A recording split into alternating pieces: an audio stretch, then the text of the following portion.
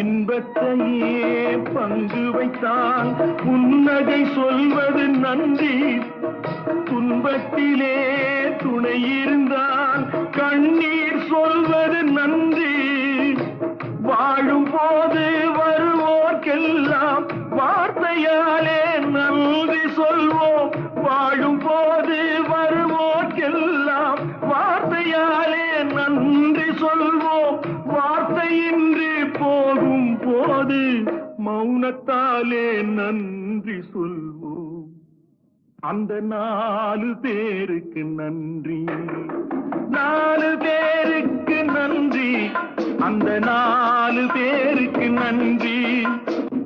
தாயில்லாத அனாதைக்கெல்லாம் தோள் கொடுத்து தூக்கிச் செல்லும் 4 பேருக்கு நன்றி, அந்த 4 பேருக்கு நன்றி.